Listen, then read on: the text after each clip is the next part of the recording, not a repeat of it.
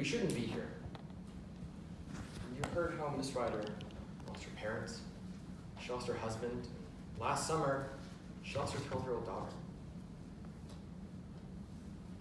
No, she should be grieving over the death of her 12-year-old daughter like any other parent should, not fighting for her freedom. Now, the state has come up here and they've tried to paint you an interesting picture. It's one involving an enraged mother who would kill her own daughter while going camping. But it's not a picture that captures the truth. Now, you heard how important camping was to Jordan, how for years she wanted to reconnect with her daughter, and now that she finally could, they decided to go hiking on Calkins Campground. She took her hiking, not to kill her, not to follow some premeditated plan like the state has tried to show you, just to reconnect. And unfortunately, like any 12-year-old, Parker begins to bicker. You hear that she's swinging her hiking stick around, jabbing at her own mother with it. Now, this is the moment that the state would like you to believe the defendant, with Miss Ryder, with hatred in her heart, snatches that hiking stick from her own daughter and tries to jab at her with it. But we must look at it as what it really is. It's a mother disciplining her daughter for misbehaving. Like any other parent and 12-year-old, they continue to bicker, but they decide to move on. They go up the trail. Finally, they make it back down. You heard how Miss Ryder begins to make dinner for her daughter when Parker realizes she's lost her phone. She leaves the campsite in search of it without Miss Ryder knowing. It's not until 40 minutes later that Miss Ryder realizes she's lost her daughter. Now, you heard the panic that set in. You heard the frenzy that Miss Ryder felt, how she frantically searched campsite after campsite, trying her best to check the trails. She even went off the campgrounds looking for her. You heard how she spent all night trying to find her own daughter. When it came time to tell the police what happened, that her daughter was missing, they didn't want to hear it. They saw a convict and nothing more. They arrested her. Until hours later, sitting in a jail cell alone, Miss Ryder is told every parent's worst nightmare. Parker is dead. Now, when Miss Ryder walked through those doors this morning, she was presumed innocent. That's why a burden has rested on this table throughout the whole trial. The state is the one charging Miss Ryder with aggravated murder. And like the state mentioned earlier, this has two elements. That she caused the death of her daughter, that she did so knowingly. In other words, they had to prove to you, beyond a reasonable doubt, that Miss Ryder knowingly pushed her own daughter, the light of her life, off of a cliff. Members of the jury, well, they've had to show you that she killed her daughter. All they've shown you is arguing. Now, we admit, you heard from Ms. Stews testify that they were bickering between the two. But that's all they heard and saw. You heard from every single person who was on that campground that day.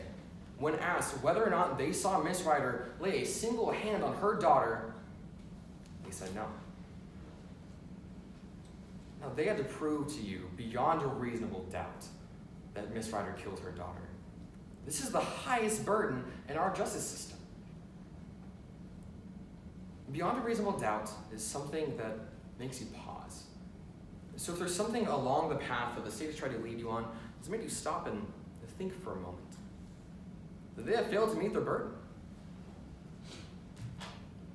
Now, we, the defense, we didn't have to show you anything today. After they rested their case in chief, we didn't have to present any evidence. But we have. We've shown you reason to doubt the reliability of the detective's investigation.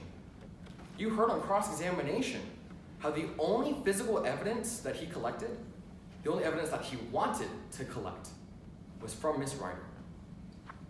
You heard how from the beginning of his investigation, he suspected her and continued to do so, failing to consider any other alternative. We've shown you reason to doubt that this very hiking stick actually pushed Parker. You heard from Miss Ryder that the cap was gone, lost in her backpack. You heard how the detective only picked this hiding stick. Didn't even bother checking the 11 other campsites that were there that day.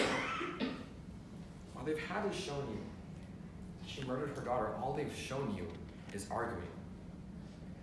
And members of the jury, arguing is not enough. Now, they want to send Miss Ryder away to jail because she was bickering with her 12-year-old daughter, something every preteen and parent has done. Ask yourselves, is that really reasonable? We've even shown you reason to doubt when Parker died. You heard from Dr. Lopez, who came up here and explained to you the flaws in Dr. Quincy's conclusions, how she